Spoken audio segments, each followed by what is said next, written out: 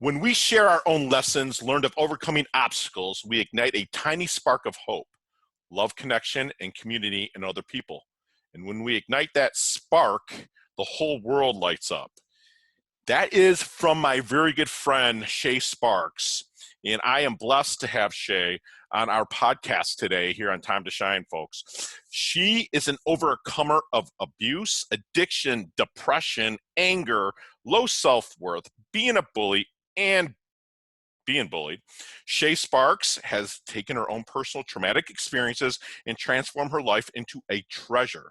As a speaker, coach, author, and podcast host, which rocks, by the way, you got to listen to her podcast, she empowers other trauma survivors to invest in themselves by peeling away the layers of the onion that we are and heal. Then she guides them to break through fear by transforming their trauma into treasure in order to find their true purpose. And an icing on the cake, folks, Sha loves to help veterans. And everybody that's familiar with me and my podcast knows that I had my time over in Iraq and Afghanistan, and anybody that helps veterans is a very, very good friend of mine. So without further ado, Sha, I would love you to introduce yourself to the Time to Shine squad. But first, tell us your favorite color and why. Well, my favorite color is green. Okay. And why is because it is refreshing and rejuvenating and yet calming and tranquil all at the same time. It's all about growth, right? Yes. I love that. Really. Listen to her voice, people. And it's go. Green is go, right? Yeah, and you can hear the passion come through in her voice.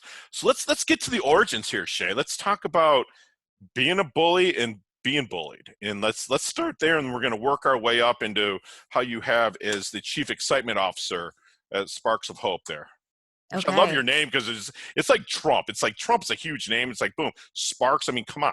Even in your little tagline in there, ignite that spark. I'm going to shut up and let you, please. No, I just want to say thank you so much for having me on the show. And while you're reading that quote, I was like, wow, that's so beautiful. And I went, oh my gosh, that's mine. And I just closed my eyes and literally teared up for a second. It's beautiful to hear someone else say it with such passion that I have with it. It caught me. It moved me.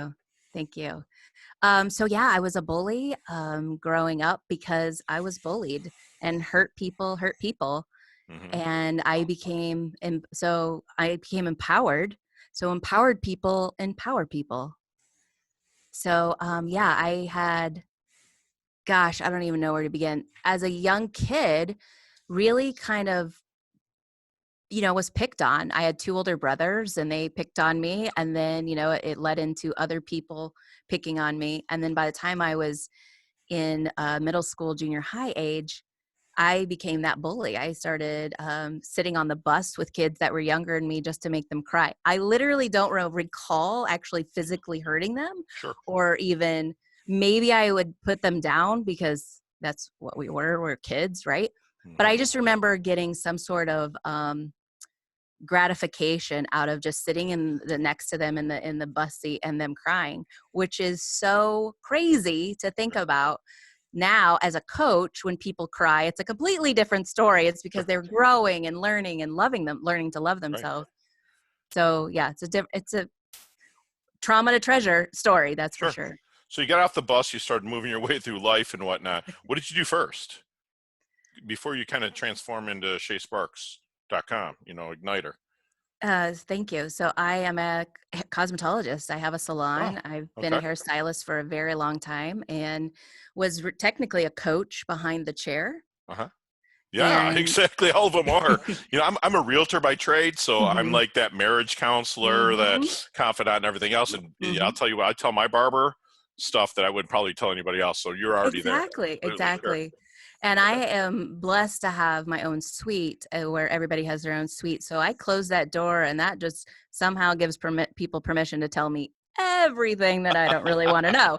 Right. And I mean, that's okay. I'm blessed that they tell me that. Sure. I'm glad that they trust me. And I had been in an abusive relationship for 12 years. Oh, man, I'm sorry. Mm-hmm. Thank you. And that being able to close that door gave me the confidence to be vulnerable with my clients, to be able to say that out loud because I wasn't willing to say that out loud. Right. And so then when I started immediately I went into Christian counseling, immediately started reading books and getting coaching and started to heal. And I call it peel away the layers of the onion that we are. Yeah. And I started to heal layer by layer and would share with my clients like, hey, guess what I learned about myself this week? And they're like, oh my gosh, how did you learn that? So I would explain that to them. And then they would leave, go out into their life and somehow apply what I just told them, what I did. And then Wow. they would come back for their next appointment and like, well, listen to what I did, Shay, because of what you said to me. Right. And I went, wait a minute. So if hurt people, and now Empowered people, right? yeah. So now that I'm like empowered, am I empowering other people? Right. Wow. Yeah. Yeah. That's crazy. That's a huge aha moment then. Right. You know, it's like Yeah. you're sitting there, you don't even know you're doing it. And basically what you're doing is, because you're getting Christian counseling and coaching and stuff like that, you were kind of regurgitating what you learned, right, Absolutely. to other people. And Abs- like you said, empower people, empower people. That's fantastic, because people say, Fergie, you sound like, you know, this motivational speaker. I'm like, dude, I just listen to people and regurgitate what they say because it helps in my life. And that's great and humble of you to admit that, because everyone wants to be so original. You are an original, Shay. I see it all over all your social, and I see it in your beautiful face here, but you are, you know, an original, and you're taking their spin and empowering people. That's fantastic. So what do you think makes a great coach? that's such a great question. Someone who is willing to be vulnerable, Love it. and willing to be just loving and open and transparent. We all go through circumstances, we all have experiences. And when, as a good coach, the is to really ask a lot of questions about the client and not really share a whole lot about us. Mm-hmm. I've had clients that I've worked with for a year and they're like, so what's going on with you? What do you do? Like we only talk about me. And I'm like, that's Right. because that's what you pay me for, is to Sure. talk about me, talk about you. Not, this isn't about me. So Okay. I think it's just really a good coach is, all of those things, and to have the ability to separate yourself and their preconceived notions of what this person should do, and just really focus on what it is that they need. So I'm hearing you're doing a lot of the listening.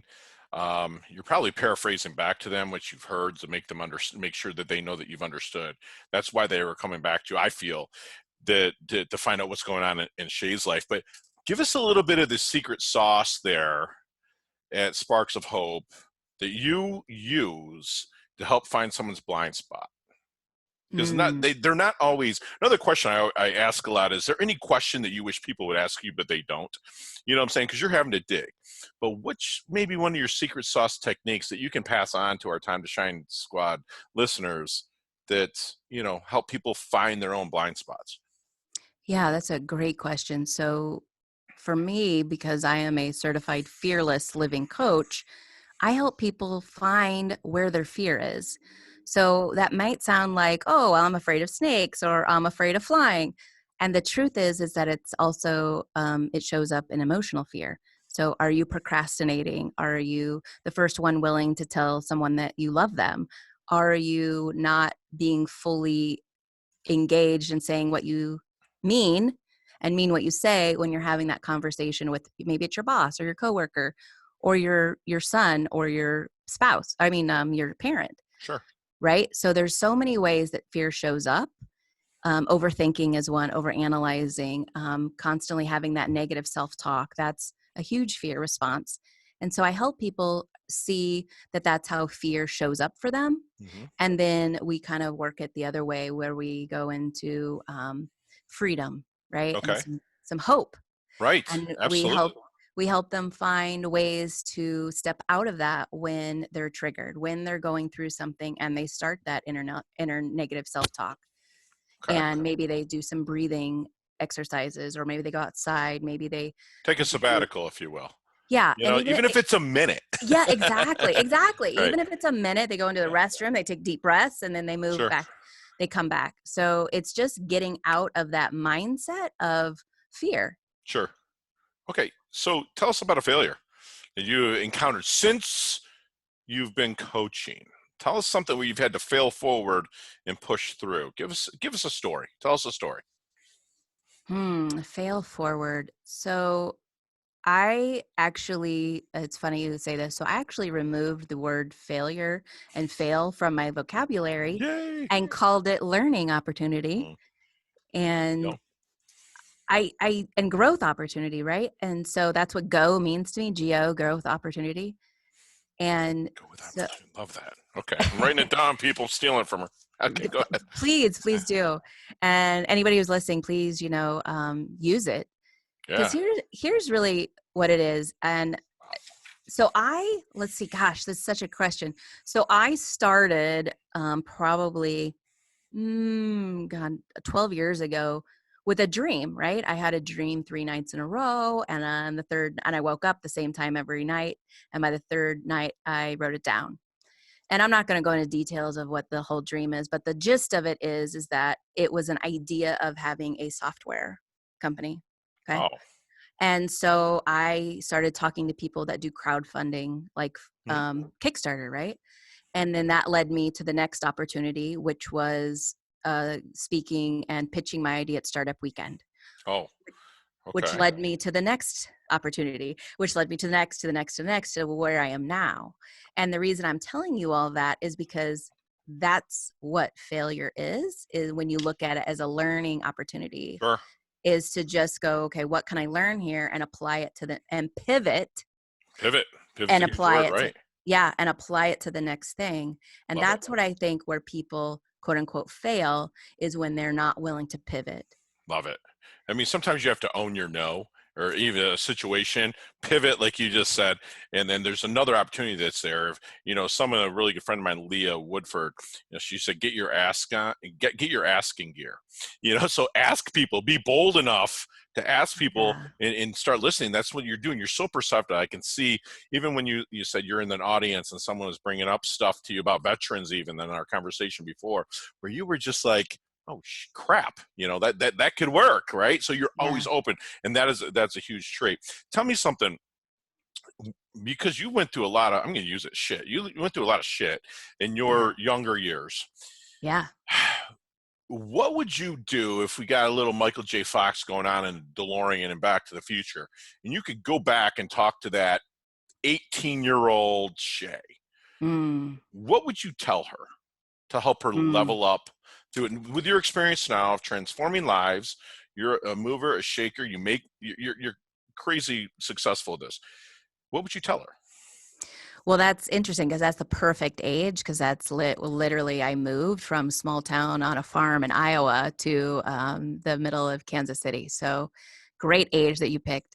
I would tell her that to get help, to be okay with asking for help. Love it. Because that was the one thing that I didn't want to admit, that I had so many things going on. My parents had just gotten a divorce when I was a senior in high school. Mm, I had just dropped out of college for computer science at mm, 18, and had moved in with some friends, and we hung around questionable people that may or may not have been involved with illegal substances, may sure. or may not, May or may not. Right. may or may Right. not. And and I was like, I'm fine, I'm fine, I'm fine. And the truth was, I wasn't Sure. fine. In fact, I don't think I had been fine my whole life, but I didn't know that, Right. because I was just being a mirror of what my parents were doing, because they were saying the same Sure. thing, that they were fine.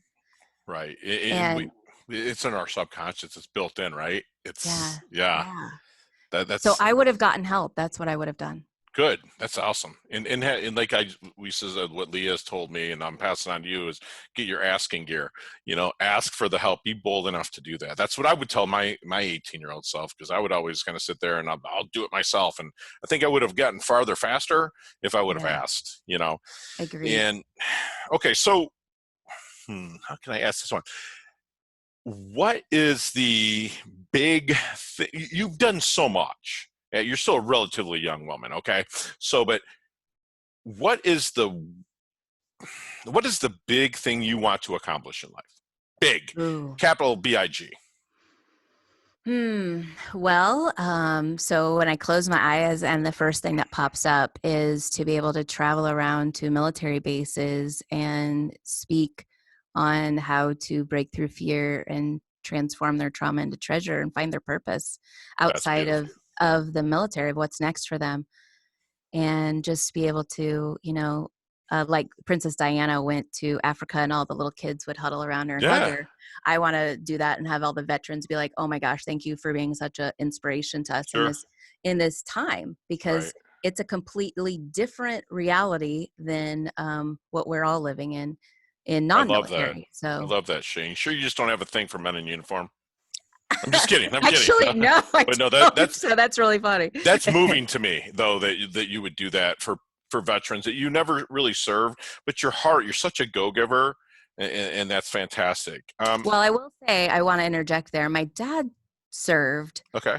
however, not by choice. Okay. It was a So draft. he was drafted Okay. to Korea before the Vietnam War. Wow.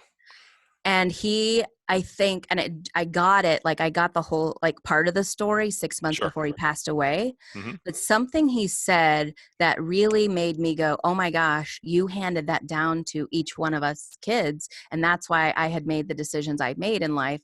He said, I didn't have a choice. And I went, wow, I think Yeah. that's why I was in the relationship I was in, because I kept thinking, well, I made my bed, I had to lie in it. I Right. didn't have a choice. And the truth is, we all have a choice. I'll have it. Yeah. Like you just said about 5 minutes ago, pivot. And Yeah. no matter what the consequences may be, I think a lot of times the intuition, you're pivoting towards something better, and like people are just afraid to. And people like you help them break through that trauma, which is fantastic. So let's Mhm. take your cell phone out of the equation. What are 3 things Sha Sparks cannot live without?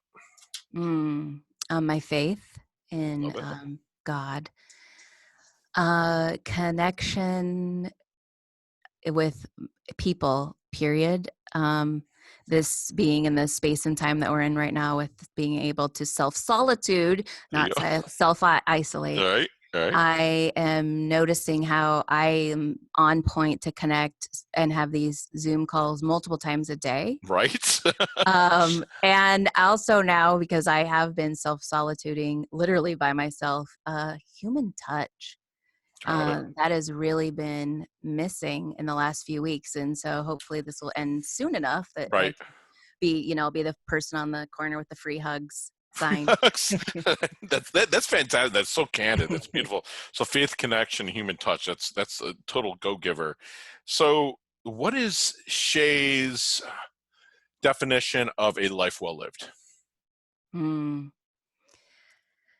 When I was 19, it just was a huge revelation to me that I am here to make a difference in other people's lives. Wow. Okay. That And was that's it. quick and that was easy. That's beautiful. You're convicted to that. That's fantastic.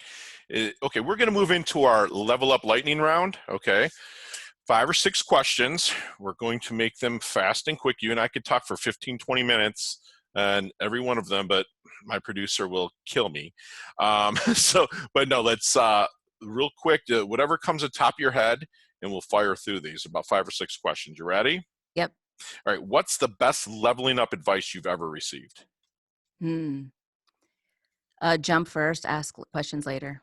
It's, share one of your personal habits that contributes to your success. Journaling every morning. Love that. Other than your website, shasparks.com, and my website, timetoshinetoday.com, shameless plug there. What's another website you like to go to level up? Addicted to Success. Love that. Yes. Beautiful. Okay.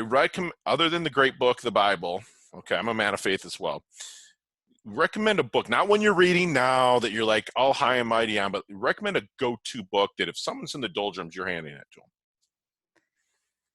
them. Oh gosh. Or just has inspired you and just like, boom. Well, the one that's coming to mind is Steal Like an Artist by Austin McLeon. Okay. I'll look that up. And Okay. and I'll just tell you this little thing that he Sure, said. He please. says, write the book that you yourself would want to read. Right. And so that's what I did. Love that. Okay. Your favorite charity or organization? I think I know the answer to this. Your favorite charity organization you like to donate your time or money to, or both? Salvation Army. Beautiful. Okay. Last question. It's a toughie. What's the best decade of music?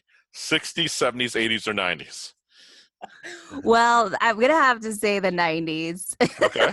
Love it. I love it. Yeah, I'm gonna have to Okay. say the 90s. Beautiful. They had great music in the 90s. Okay. So leave the time to shine today squad with a knowledge nugget that you want us to take with us. Whenever you get the word no, just remember, just like go is growth opportunity, no means new opportunity. Oh my gosh, this is so, the knowledge nuggets you are just dropping on us. This is fantastic. Shay, how can we find you? You can find me at my website, shasparks.com. You can find all my social media links on there, as well as how to listen to my podcast Okay. and to buy my books. Actually, you can get that as on there as well. Beautiful. We'll have everything in the show notes down below, folks. This fantastic interview. Squad, this is like I've been sitting down here with my good friend Sha Sparks. She dropped some serious knowledge nuggets on us that empower people, be vulnerable and loving. Go, the acronym is go with opportunity. And no is new opportunity, which is fantastic. We're always talking here on Time to Shine today about leveling up our health, leveling up our wealth, staying humble yet staying hungry. And Shay, you are a rock star. You fit right in here, so you can't leave us. So I really super appreciate your time. And for rescheduling, by the way, folks, she totally rescheduled, which is fantastic. So thank you so much, Shay. Well, thank you. I'm honored to be here. Thank you. Awesome.